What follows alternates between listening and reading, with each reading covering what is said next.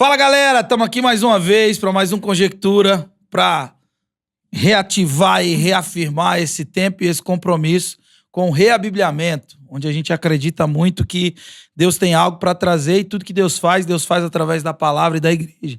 Então, esse é o seu devocional de toda quarta, o seu devocional, sei lá que dia que você está assistindo, mas é o seu devocional Conjectura, uma proposta diferente, onde a gente oferece para você propriedade e, digamos assim, argumentos acerca da interpretação bíblica do olhar para um texto. É indolor e é gratuito você dar o like nesse vídeo, se inscrever no canal, faça isso como você preferir, talvez não nessa ordem, se inscreva primeiro e curta depois, mas depois de fazer essas duas coisas, se esse vídeo te abençoar, compartilha com o máximo de pessoas que você puder. Esse quadro era um quadro que eu criei há muito tempo atrás, venho dizendo isso sempre, em uma proposta que naquela época não se ouvia falar em podcast, mas a gente se juntava sempre com um amigo para desenvolver e para trazer uma reflexão acerca das escrituras. E hoje eu estou muito feliz, demais mesmo, por estar aqui com um amigo, com um parceiro, um amigo recente, mas que parece que eu já conheço ele há bastante tempo. Eu já o conhecia, obviamente, mas de um tempo para cá a gente vem se aproximando em virtude de conexões que foram feitas.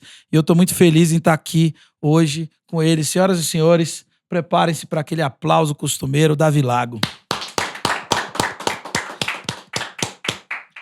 Obrigado, Felipe, pelo carinho. Galera da produção aqui, sangue bom. Feliz da gente ter esse tempo aqui, então, para a gente refletir na palavra do Senhor, Felipão. Davi, fala um pouco de você. Você veio de onde? Você é de onde?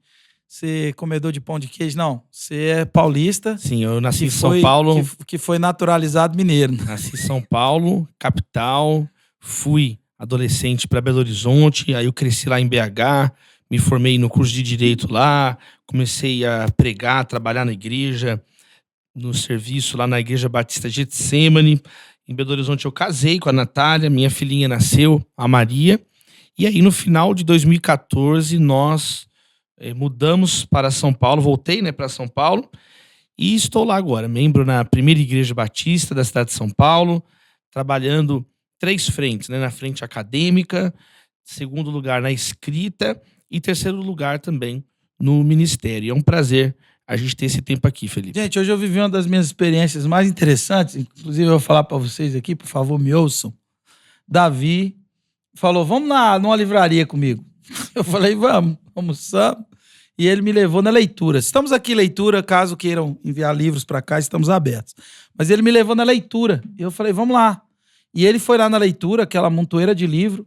E o Davi foi lá pegar os livros dele.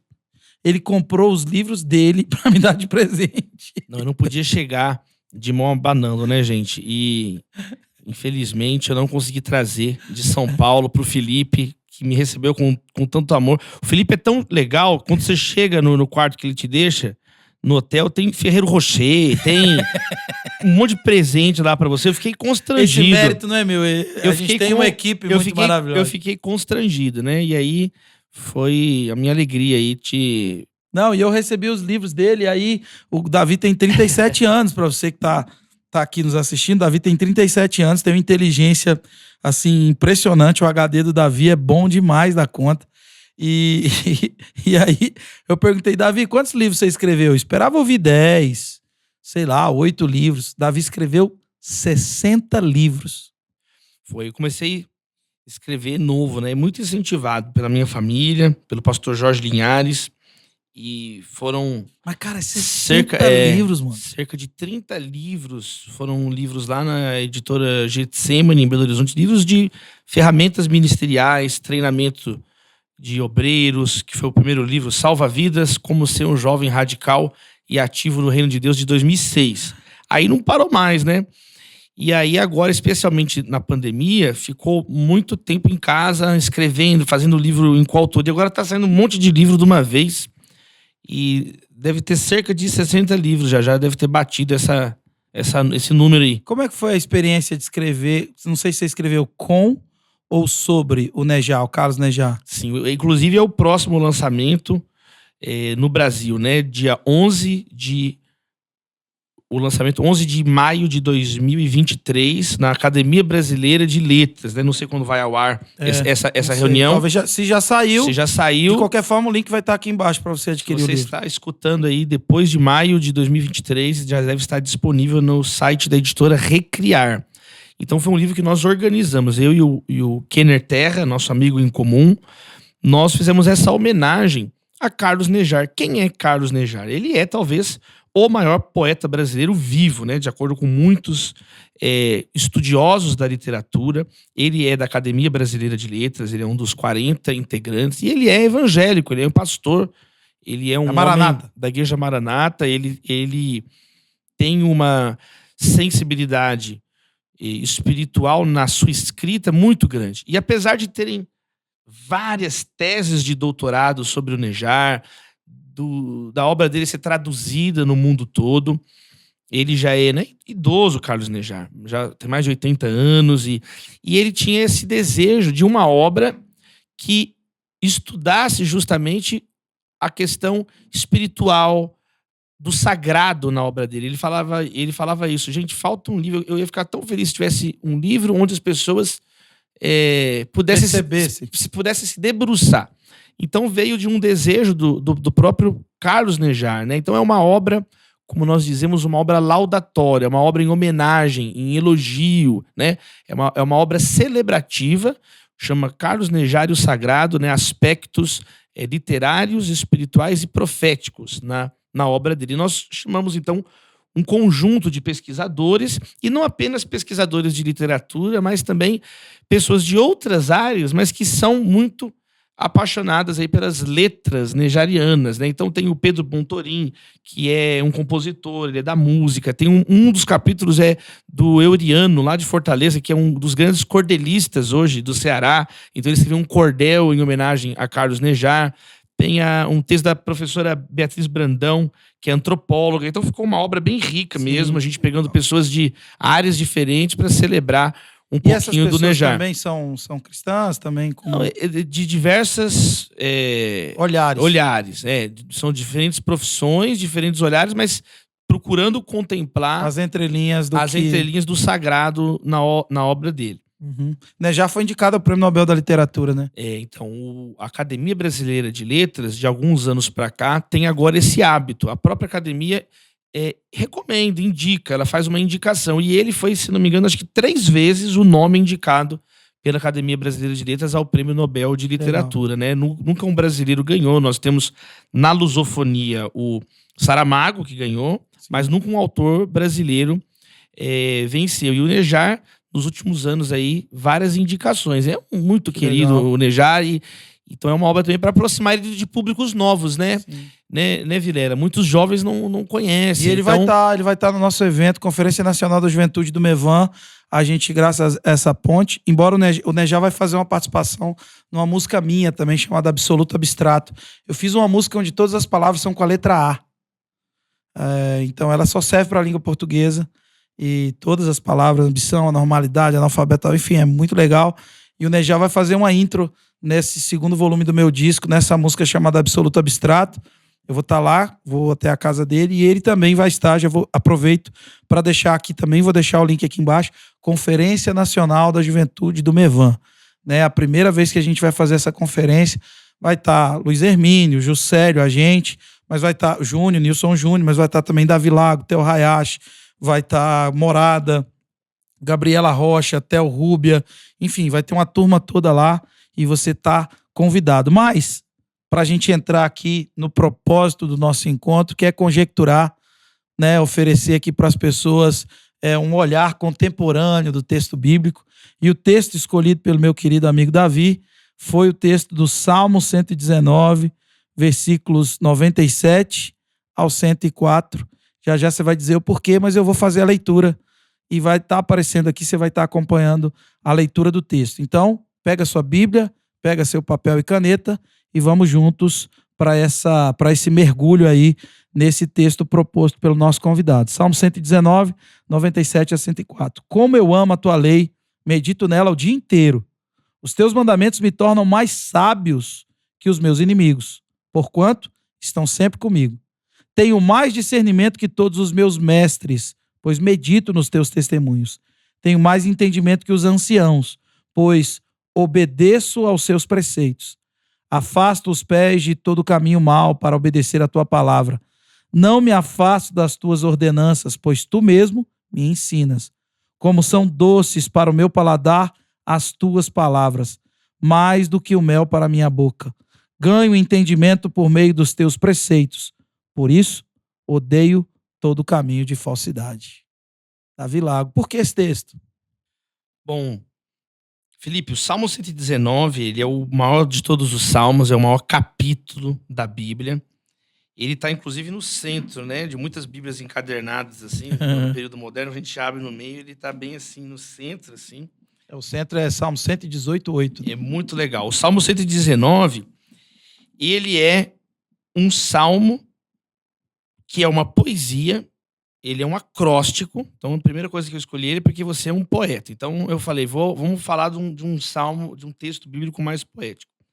E ele é uma poesia maravilhosa, dividido, cada parte dele é baseada em uma das letras do alfabeto hebraico. Inclusive, muitas Bíblias aqui, eu estou usando uma nova versão internacional, ela aparece, inclusive, né? Então, começa a primeira seção, Aleph. Por quê? Cada linha no texto original em hebraico começa com a letra Aleph. Igual você falou, que fez uma canção com a letra A. Ó, não tinha nem combinado, tá vendo ali?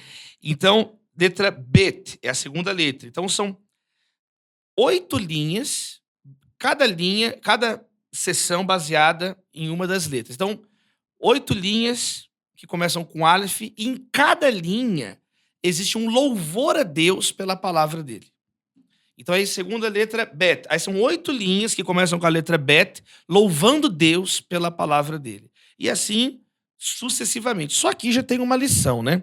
O N.T. Wright, que eu sei que você gosta muito, ele diz que isso mostra, né, a capacidade da Bíblia de ordenar a nossa vida, né? A capacidade das Escrituras de colocar ordem na vida do salmista, na vida de todos nós. E aí, eu selecionei essa 13ª letra, 13ª parte do Salmo, a letra Mem, que está bem no meio aqui também, no coração desse Salmo. Então, ela é o coração aqui do Salmo 119, né? Só uma outra nota muito comum em curso de hebraico, o pessoal sempre comenta isso, né? Que a palavra verdade em hebraico é emet, né? Que escreve com a primeira letra, com Aleph, com o Mem no meio e com a última letra, o tal, né? Então, emet. Então, aquela ideia que verdade é aquilo que integra tudo, né? A verdade é a integração de tudo, quando tudo se amarra na verdade. E aí, em emet, mem, também é essa letra central amarrando o alfabeto, as letras hebraicas. Então, é muito legal porque nessa sessão muito linda aqui do Salmo 119, é uma sessão onde o salmista mostra, de um modo muito pedagógico e de um modo muito didático, como que a conjectura, a meditação na palavra transforma a vida dele. Então ele declara no verso 97, que é o que abre a sessão, como eu amo a tua lei. Então ele faz uma declaração de amor a Deus e sua palavra. E ele diz, eu medito nela o dia inteiro. Então a ideia de meditar é uma ideia de extrair nutrientes, de ruminar. Igual, por exemplo, você está fazendo uma digestão de um alimento. É hiperbólico também. Você dorme, come, tudo mais. E aí, você está extraindo aqueles nutrientes. Então, meditar é o quê? É ruminar, é extrair os nutrientes da palavra. E aí, eu escolhi por causa disso, porque ele vai mostrar o que acontece na vida de uma pessoa quando ela se propõe, então, a meditar na palavra de Deus. A pensar, a conjecturar, a refletir, a examinar. E aí, nosso objetivo aqui é então, a gente ver do verso 98 ao verso 104 quais são esses desdobramentos dessa meditação. Bom, espero que eu tenha respondido aí, Felipe. Não, maravilhoso. Mas, assim, uma das coisas que eu acho que as pessoas precisam perceber também é que a Bíblia é carregada de gêneros literários completamente diferentes, né? Você vai ler uma crônica do... Você vai ler uma crônica do Caio Coppola, é muito diferente de ler uma poesia do Fernando Pessoa. Então você muda o mindset para poder interpretar aquilo que o autor tá transmitindo.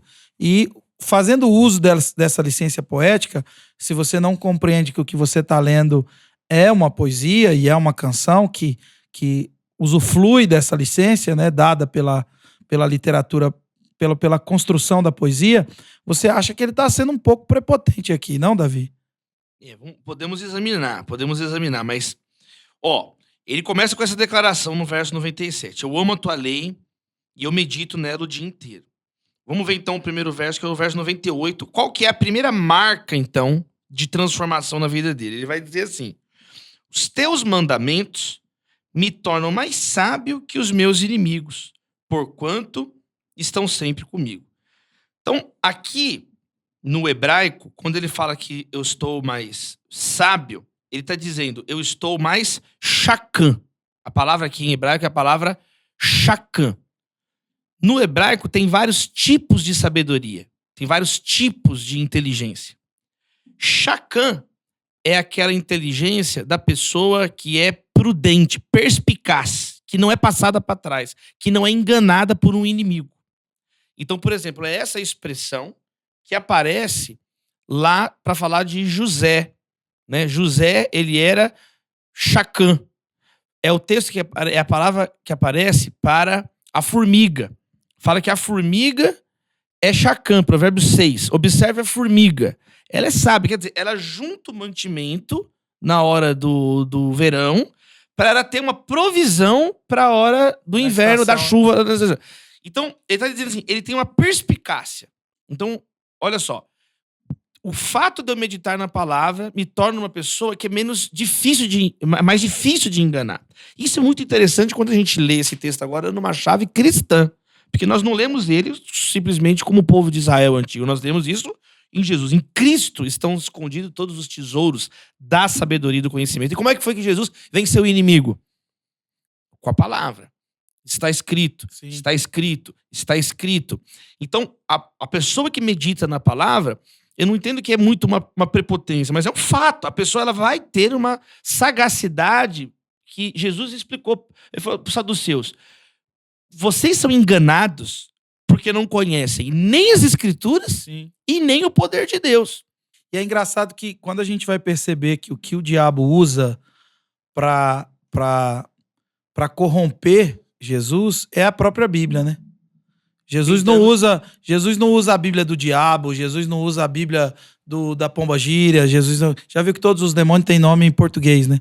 Eu tava falando isso aqui ultimamente, que ninguém expulsa um Side Harold, Sai Caroline, só expulsa o Zé, a Maria e por aí vai. Mas isso é outro papo. Mas o diabo não usa a Bíblia do diabo, ele usa a própria Bíblia.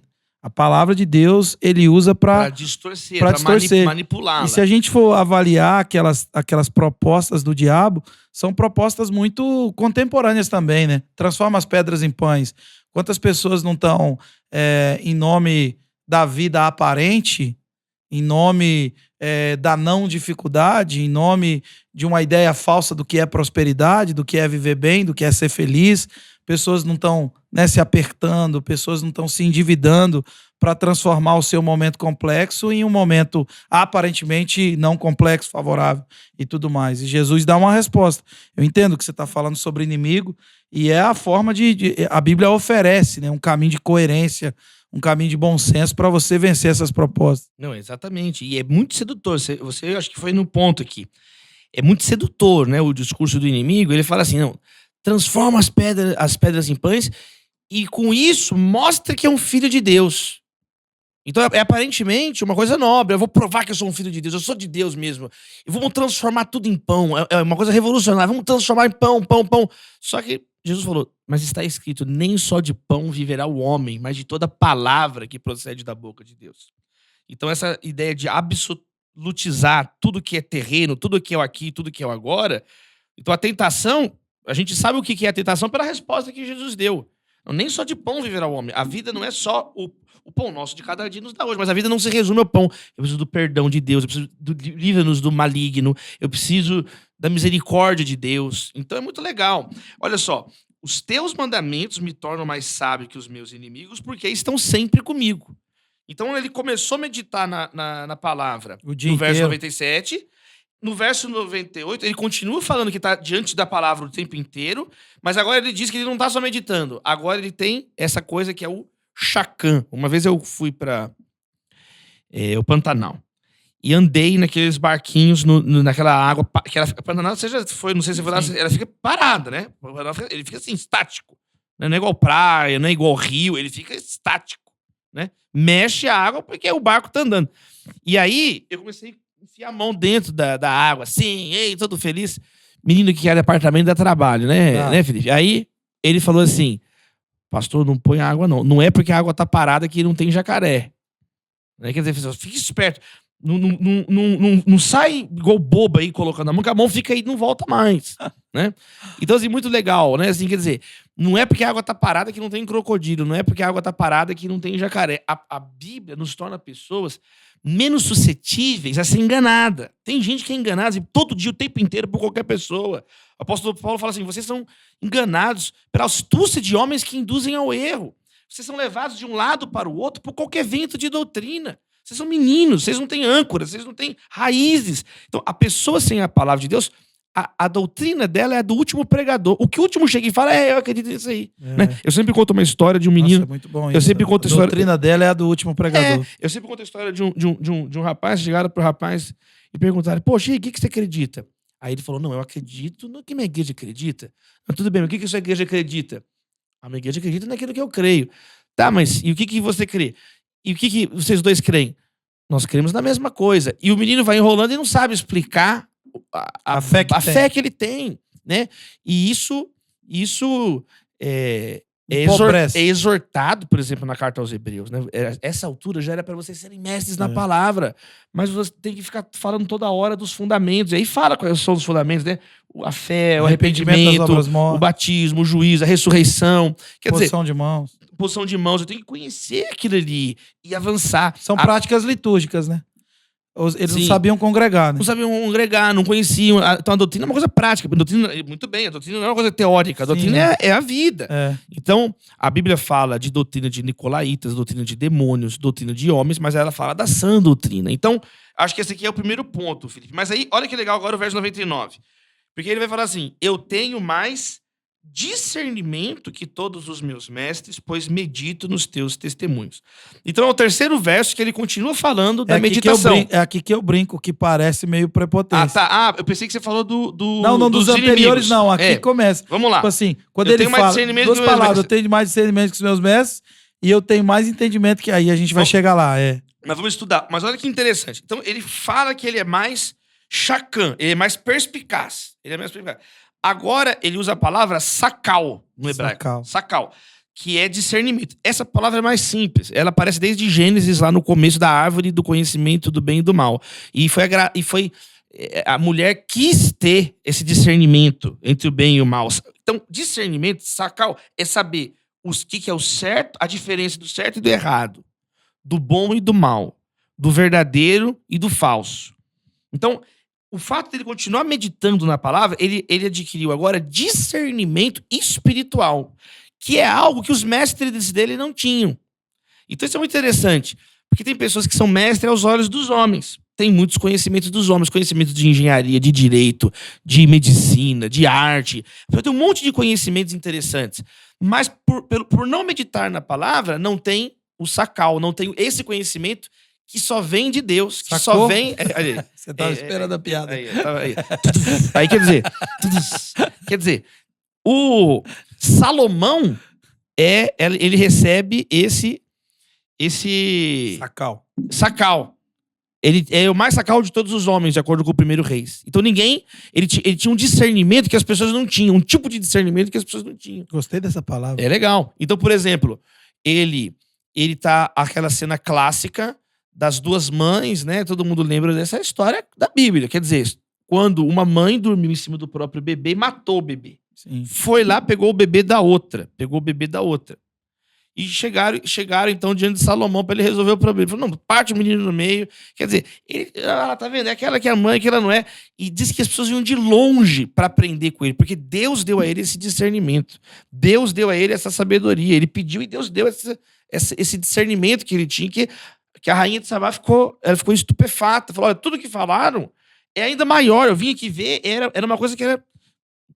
No mundo inteiro se falava desse discernimento. Então aqui também eu acho muito legal. A perspicácia é essa atitude, peraí, o que a Bíblia diz sobre isso? Os bereanos de Atos, a igreja de Bereia, os bereanos, eles checavam na palavra para ver se era daquele jeito. Mas aí, continuar meditando na palavra, a Bíblia nos coloca diante de certos padrões éticos, padrões, né, de moralidade. Então a gente sabe o que é o certo e o que é o errado. Jesus, ele fala explicitamente o que é o certo e o que é o errado. E isso é uma coisa que o mestre do salmista não tinha. Sim. Não, maravilhoso. Eu acho que é um pouco do que você estava falando ali também, né? Do exemplo que você contou da pregação lá na formatura de medicina, né? A mulher chegou lá toda... Infelizmente tem muitas pessoas assim, né? Elas têm a cabeça cheia, a parede cheia de diploma, mas o coração vazio.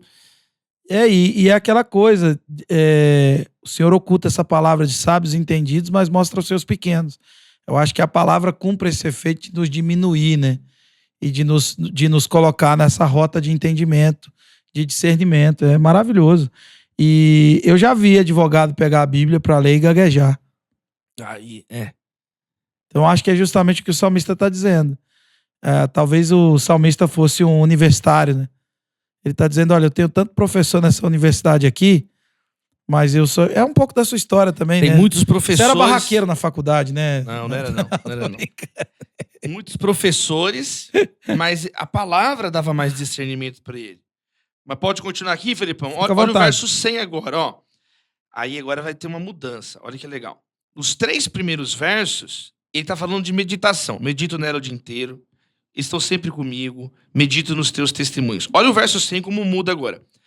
Tenho mais entendimento que os anciãos, porque eu obedeço os teus preceitos.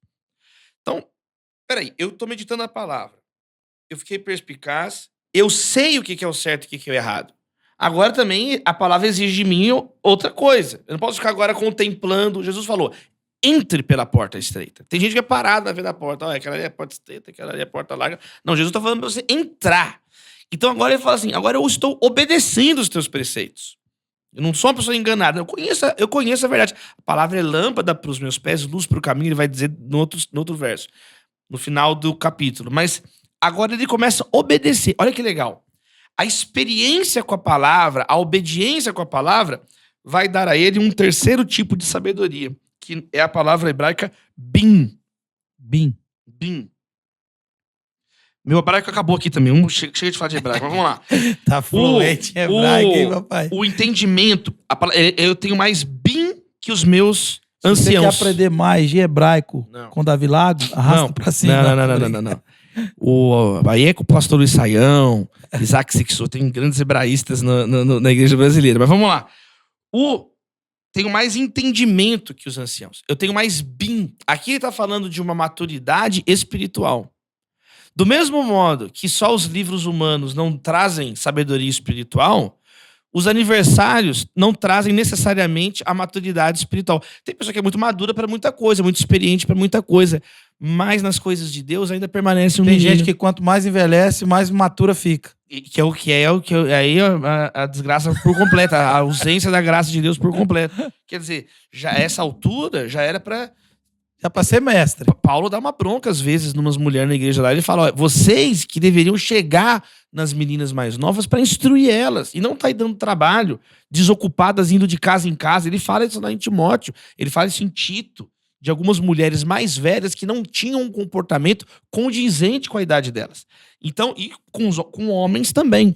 Então, o Rick Warren tem essa frase, né? Há cristãos que envelhecem, mas não amadurecem. Então, nós também não podemos cair nesse engano. Só porque... Claro que a pessoa mais velha tem que ser honrada, respeitada. Não é isso que o salmista está dizendo. Vamos abrir um parêntese? Pra gente definir maturidade? Vamos, eu queria. Eu digo que maturidade é a capacidade de discernir tempo e, consequentemente, fazer escolhas que estão pautadas em um discernimento correto do tempo. É entender o momento. Exatamente. Mas né? Pra você? A maturidade vem quando a gente usa muito o fruto está maduro. Quer dizer, ele está num ponto adequado. Com o tempo de cultivo, com o sol, com a água que ele recebeu. Então ele agora ele tá no ponto. Tá tudo equilibrado. Tá tudo equilibrado, ele tá no ponto.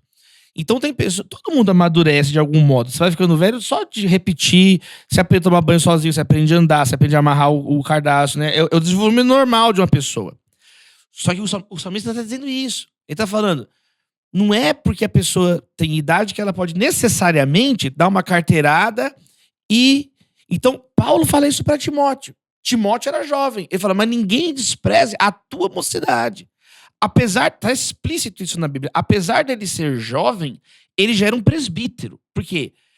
Ele tinha, então, o quê? Um desenvolvimento espiritual na vida dele. O mundo, Felipe, tem a juventude, muitas vezes, como uma desculpa para fazer coisa errada. Sim. Fulano de tal quebrou tudo. Ah, mas ele é jovem. Tipo assim.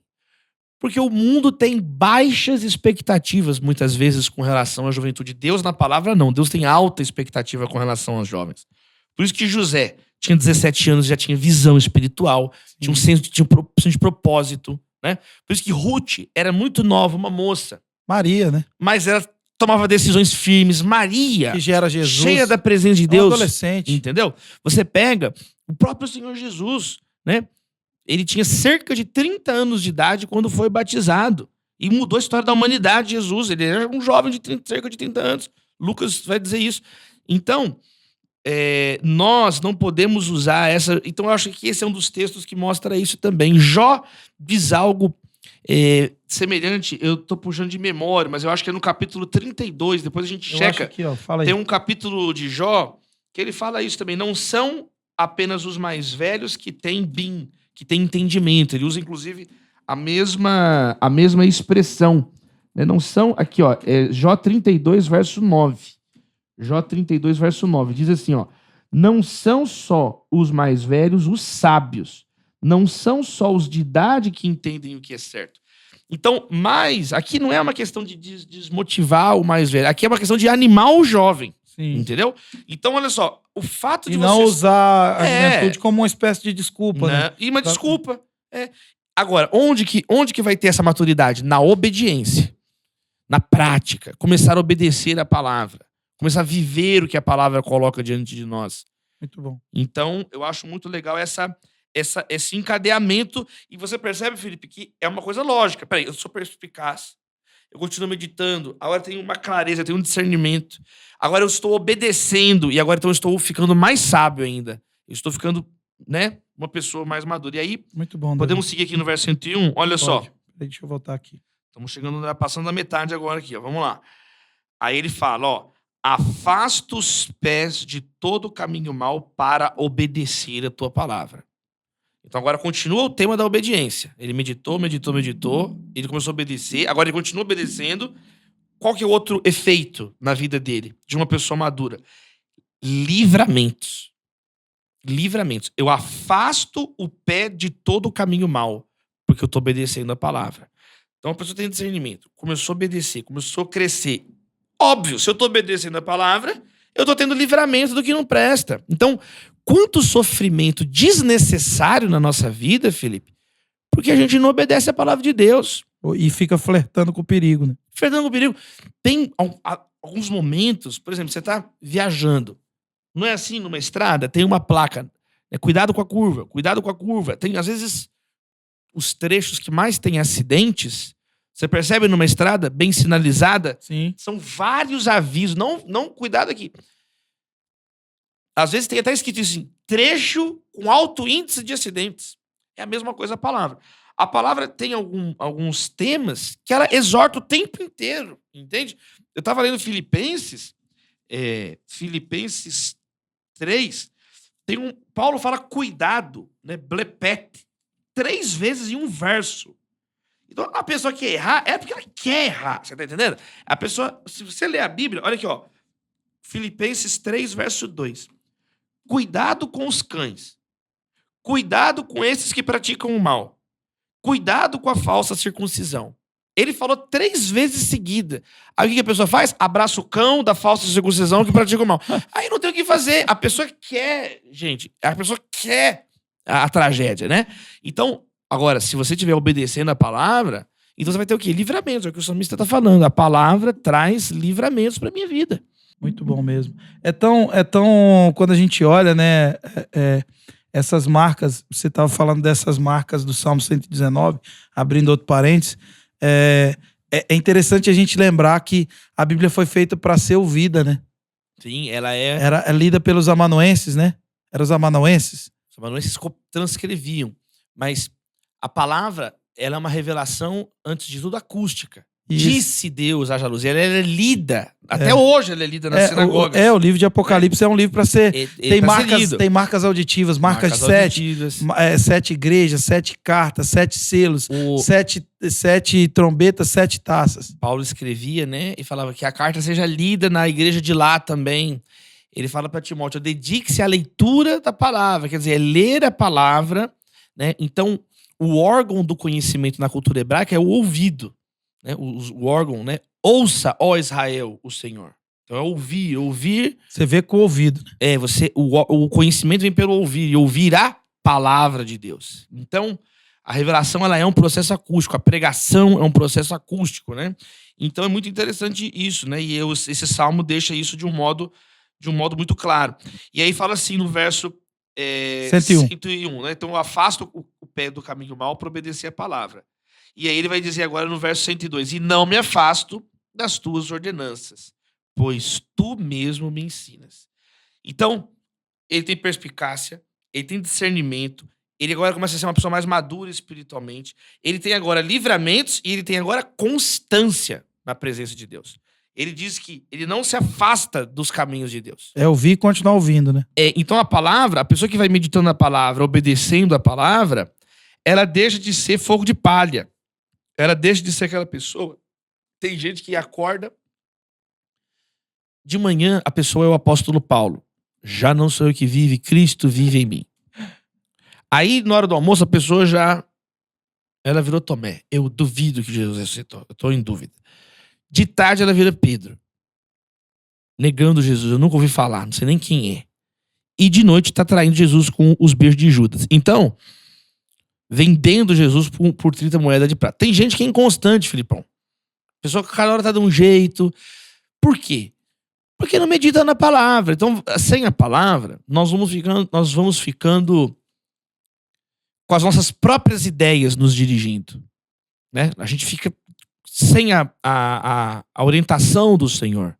Né? Sem o calor, sem a verdade, sem esse martelo, sem o espelho. Tiago usa essa metáfora para a palavra, né? Que ela é como um espelho, né? Então, quando eu estou lendo a Bíblia, ela é um espelho. Então, o espelho eu consigo me ver, eu consigo ver as minhas imperfeições, eu consigo ver o que eu tenho que melhorar para me parecer mais com Cristo, né? Ela expõe, né?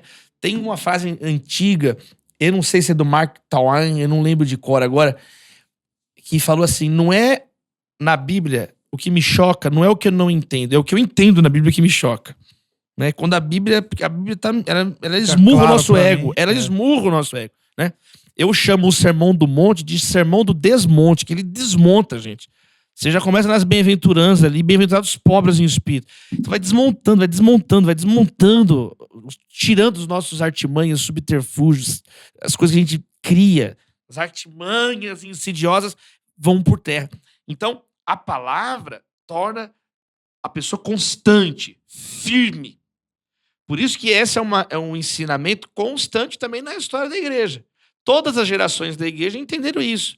A igreja fica forte quando ela tem a palavra. Então, Cipriano de Cartago, o que ele escrevia?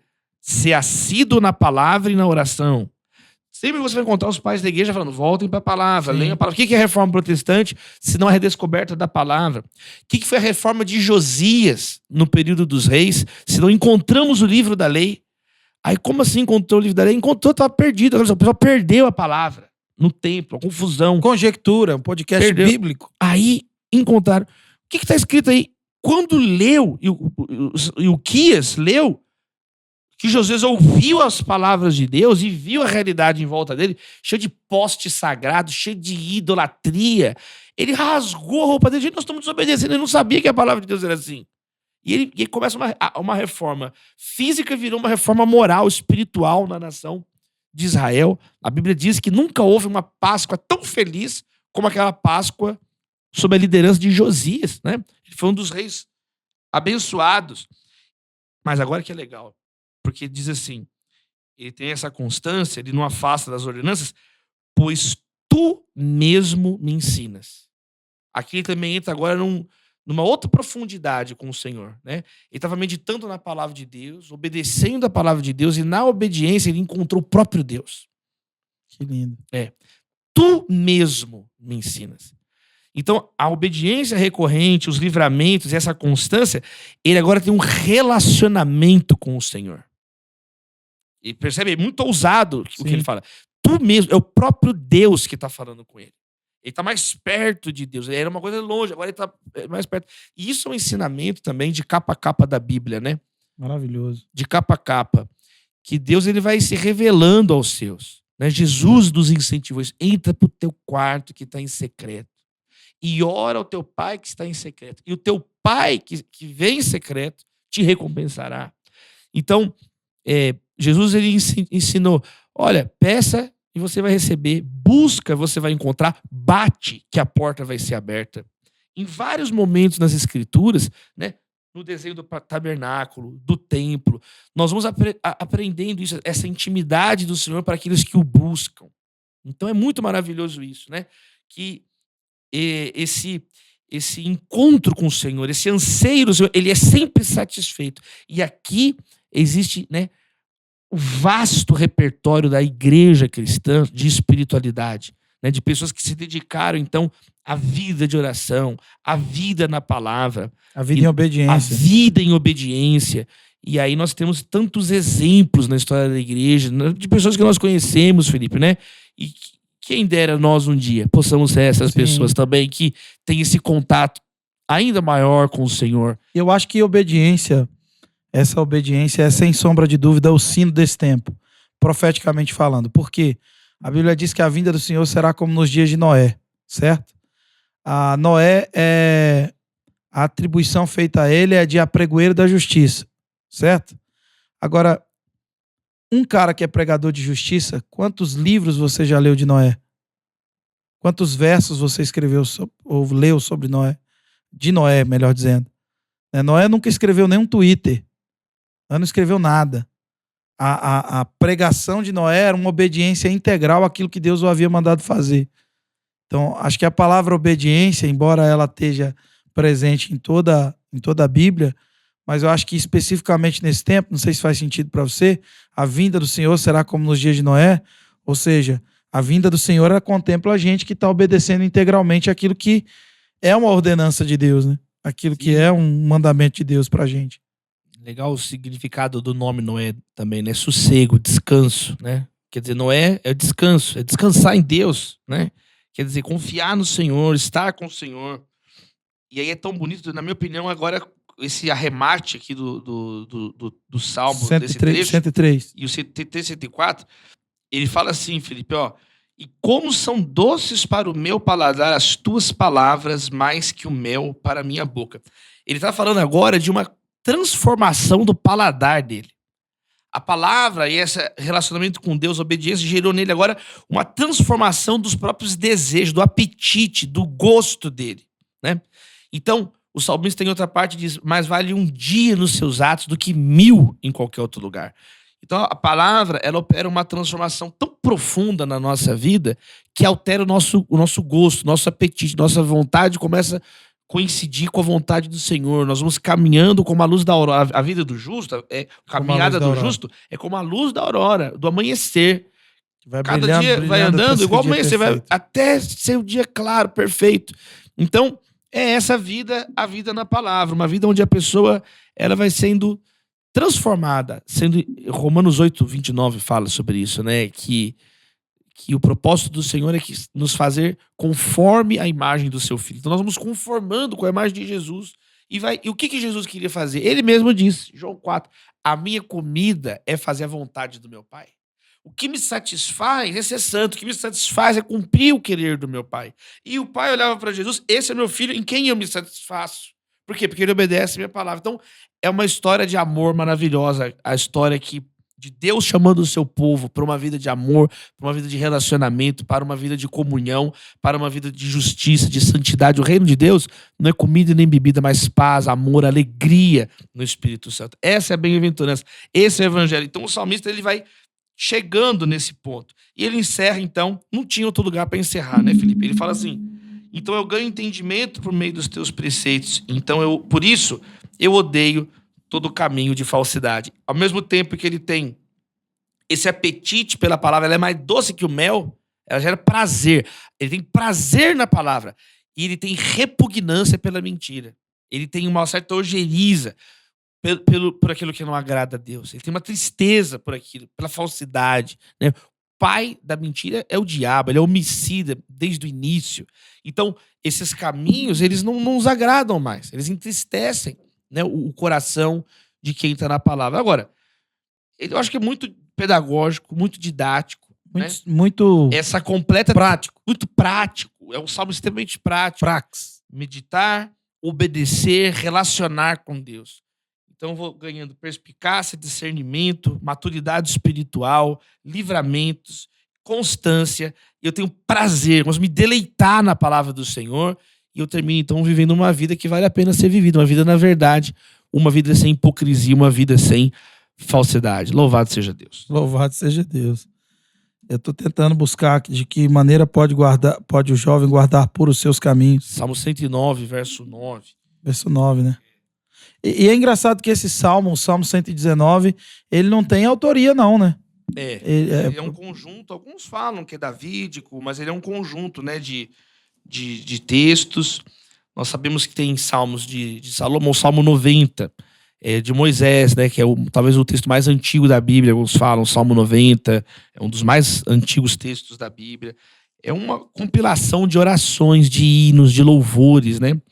Muitos dos salmos são citados explicitamente no Novo Testamento e aplicados a Cristo. E aí nós chamamos dos salmos cristológicos, né? São salmos interpretados pelo próprio Novo Testamento. Por exemplo, o Salmo da Cruz, o Salmo 22, né? Deus meu, por que me desamparaste? Então, os salmos é uma maravilha, é um tesouro, né? Calvino disse certa vez que os salmos são a anatomia da alma, né? Acho que todo psicólogo, mesmo que o cara não é cristão, ele tinha que conhecer os salmos, né? Mesmo que ele não é da Bíblia hebraica, né? Os salmos, nós fazemos uma interpretação cristã.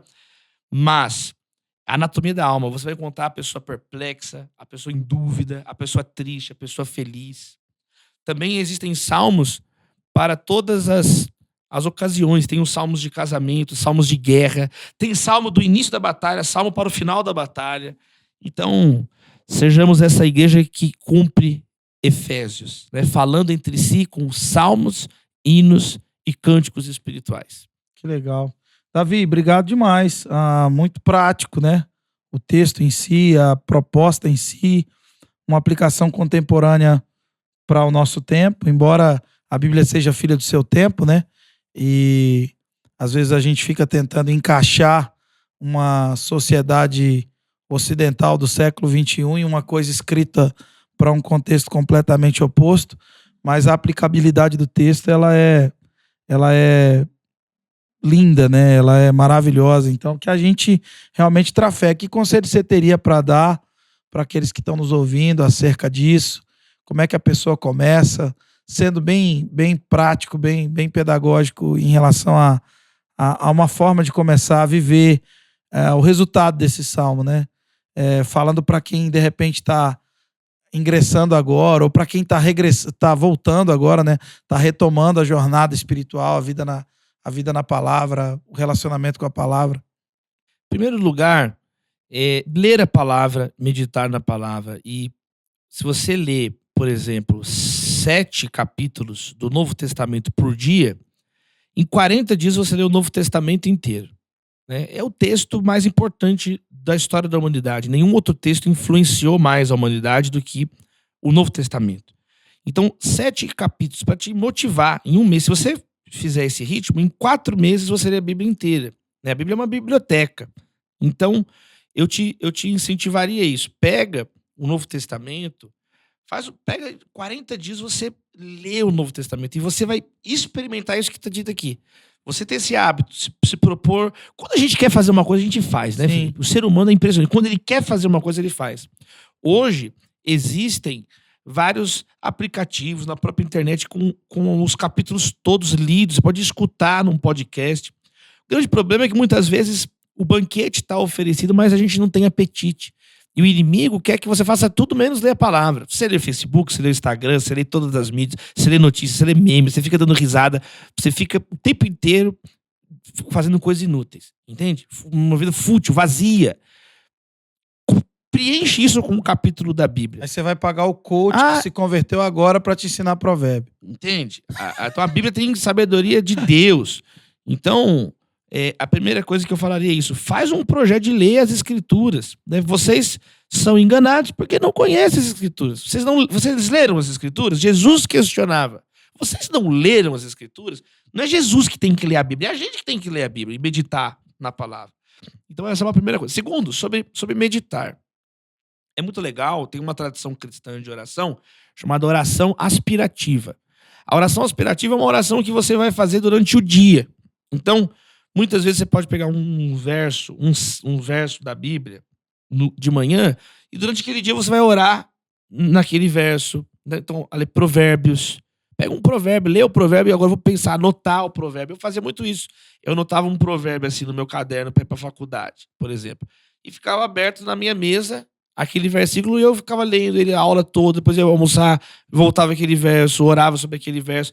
Então são atitudes muito práticas, né, de você sair desse marasmo, entendeu? De ser uma pessoa sem a Bíblia, o tempo inteiro enganada, o tempo inteiro inconstante. Assusta o nível de leitura bíblica. Parece que sai uma matéria agora que os evangélicos nunca cresceram tanto, mas em contrapartida a diminuição da leitura da Bíblia também aumentou bastante.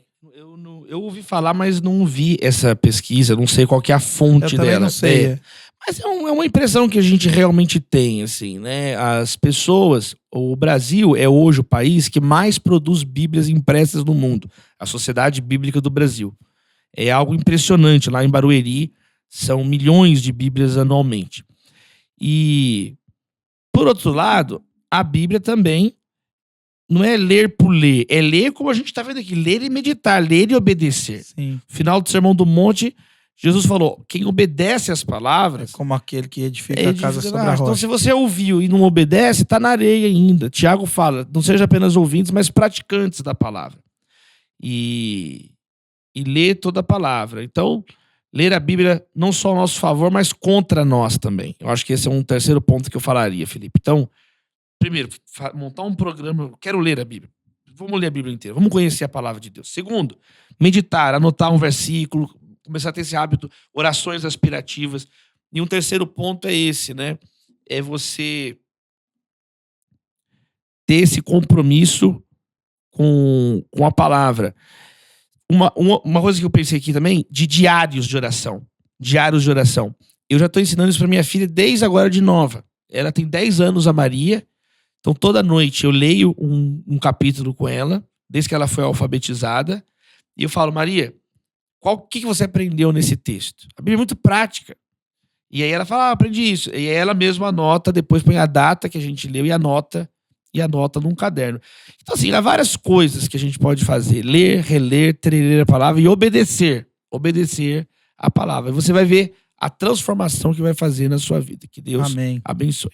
Glória a Deus, que você leia e seja lido por ela também, que você, eu gostei dessa fala, ler a Bíblia contra nós, né? Não só a favor de nós, mas contra. A pessoa lê Davi e Golias, a pessoa é sempre Davi, ela nunca é Golias, nunca né? É Golias. Ela fala, será que eu estou sendo um filisteu? Será que eu estou sendo alguém que se opõe à palavra?